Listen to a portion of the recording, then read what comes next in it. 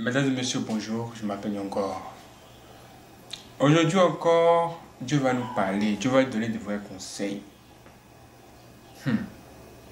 Le thème de ce matin, c'est une question, en fait, une question. Et la question c'est, qu'est-ce qui doit faire ma joie? La question c'est, mais qu'est-ce qui doit faire ma joie? C'est-à-dire, toi, pose-toi la question de savoir, mais quelle est la chose qui doit vraiment faire ta joie? Quelle est la chose qui peut te permettre de te réjouir au plus haut point? Est-ce que c'est la mort de tes ennemis?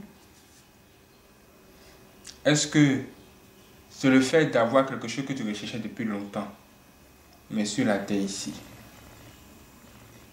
Vraiment, si cette question vient aujourd'hui, c'est pas pour rien. C'est à cause de tout ce que nous avons vu, même sur les réseaux sociaux. On a vu un pasteur très célèbre au Nigeria qui est décédé, et un autre pasteur crier de joie avec tous ses fidèles pour dire: oh, le démon est tombé, le démon est tombé. Donc, un autre homme comme lui est un démon pour lui. Là, on combat maintenant la chair et le sang. Lui n'est pas parfait, c'est vrai, mais nous devons nous aimer les uns et les autres. C'est ce qu'il faut faire. Mais c'est terrible de voir que certains pasteurs sont contre d'autres pasteurs. Et quand un malheur arrive à ces gens, ça fait la joie de certaines personnes. C'est là que Dieu te pose la question ce matin. Mais qu'est-ce qui va réellement faire ta joie? Est-ce que c'est le fait d'avoir une maison? Oui, ta propre maison. Ou bien c'est le fait d'avoir une ou plusieurs voitures? Oui, ta voiture. Ou bien est-ce que c'est le fait que tout le monde crie ton nom? Partout où tu passes, tout le monde crie ton nom. Est-ce que c'est ça qui va réellement faire ta joie? Parce que toutes ces choses, les gens les ont laissées ici et sont partis. Toi, tu dis quoi? Ceux qui sont morts là, et que leur âme est sortie de leur corps là, qu'est-ce qui va faire leur joie en ce moment-là? Qu'est-ce qui va faire leur joie en ce moment-là? Parce que c'est ça le plus important. C'est ça le plus important. Vous riez, vous parlez beaucoup, mais c'est ça le plus important. Parce que nous tous, nous allons partir un jour. Mais qu'est-ce qui doit faire réellement notre choix? C'est ce que nous allons découvrir ici au travers de ce qui s'est passé en Jésus-Christ et les disciples qu'il a envoyés à l'attaque, à la guerre. Ouais, nous allons voir ça dans Luc 10. Prenez votre Bible. Dans Luc 10, verset 17 à 20, il est écrit.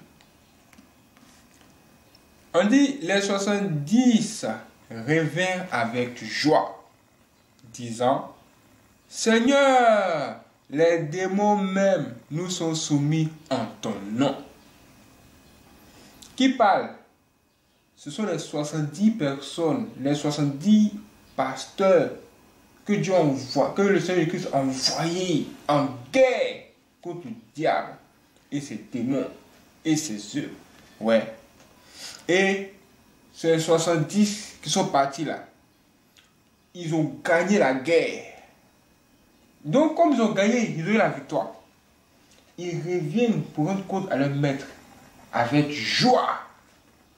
Et qu'est-ce qui va se passer? Allons plus loin. Au verset 18, on nous dit: Jésus leur dit: Je voyais Satan tomber du ciel comme un éclair. Vous voyez? Quand c'est venu dire ça à Jésus-Christ, Jésus-Christ lui a dit: Oh, ne vous inquiétez pas, je suis au courant. Pendant le combat, moi-même j'ai vu. Et j'ai vu qu'en ce moment où vous faisiez le combat, le diable tombait du ciel comme un éclair. Est-ce que vous voyez ça? C'est-à-dire quand on vient à l'église et qu'il y a un combat spirituel, on prie, on peut faire de fortes prières. Dans le monde des ténèbres, il y a un mouvement. il y a un bouleversement là-bas. Et c'est ce que le Seigneur Jésus essaie de nous dire par là. Et lui-même, il a vu ça. Et c'est ce qu'il a essayé de nous expliquer ici. C'est-à-dire que quand tu vas à l'église, c'est compris, il ne faut pas être distrait, ce n'est pas du jeu. Et au verset 19, qu'est-ce qu'on nous dit? On nous dit, voici, je vous ai donné le pouvoir de marcher sur les serpents et les scorpions et sur toute la puissance de l'ennemi. Et rien ne pourra vous nuire. Là, le Seigneur Jésus a dit quoi? Le Seigneur Jésus est en train de nous dire, voici le pouvoir qu'il a donné à ceux qui l'ont envoyé là, c'est-à-dire les 70 là. C'est-à-dire normalement, si une personne est choisie par Jésus-Christ, cette personne va recevoir aussi tous ces pouvoirs-là. Vous voyez, tous ces pouvoirs que nous venons de citer ici. Maintenant, au verset 20, le Seigneur va nous dire quelque chose qui va nous calmer un peu. Écoutez bien. Et cependant, c'est comme si on disait, oh mais, il y a toujours un mais quelque part, mais. Cependant, ne vous réjouissez pas de ce que les esprits vous sont soumis. Cependant, mais, ne vous réjouissez pas de ce que les esprits mauvais, bizarres vous sont soumis, de ce que vous marchez sur eux, vous marchez sur les sorciers, vous marchez sur les démons, vous avez la victoire. Mais réjouissez-vous de ce que vos noms sont écrits dans les cieux. Mais réjouissez-vous de ce que vos noms sont écrits dans les cieux.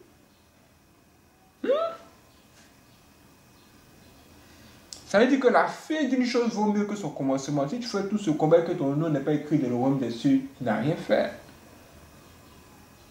Si tu as toutes les voitures de la planète, tu as toutes les maisons, tu as beaucoup d'argent, tu as tout ce que tu souhaites, et que ton nom n'est pas écrit dans les cieux, mon ami, tu as raté ton existence. Mon ami, tu es foutu. Tu es dans les problèmes, tu es dans la merde. C'est pourquoi Dieu nous disait, cherchez premièrement le royaume des cieux. Cherchez premièrement le royaume des cieux.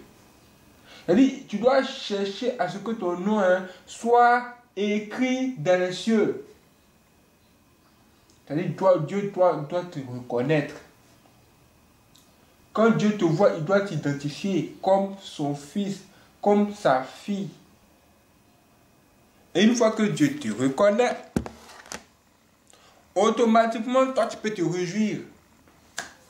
Tu peux danser. Parce qu'après la mort, c'est l'éternité qui vient. Un endroit où on va vivre très longtemps. Un endroit où tu dois vivre en paix. Quand les gens disent reste une piste, repose en paix, ça veut dire quoi? Qu'est-ce que ça veut dire? La même va reposer en paix où? Au paradis ou en enfer? Si la personne va au paradis, on repose en paix. Et l'autre côté maintenant. Nous devons vraiment être intelligents aujourd'hui là. Intelligents. Intelligents. Ouais. Les gens courent après beaucoup de choses sans savoir qu'il y a des priorités dans la vie. Il y a des priorités. Quelle est ta relation avec Dieu? C'est ta relation avec Dieu qui va permettre que ton nom soit écrit là-bas. Mais toi, tu ne cherches pas Dieu, tu es là, tu regardes les gens. Tu fais tout et n'importe quoi. Les choses inutiles, tu te moques des gens. Tu insultes les gens n'importe comment. Tu es arrogant, tu ne respectes personne. Tu fais tout ce que tu as envie de faire. Et ça, c'est ta joie. Voir les gens souffrir, ça te donne de la joie. Hey! La question t'est posée aujourd'hui. Mais qu'est-ce qui doit réellement faire ta joie? Est-ce que ce sont les biens, le matériel que tu vas avoir? Ou bien c'est le fait que ton nom soit réellement écrit dans les cieux? La question reste posée.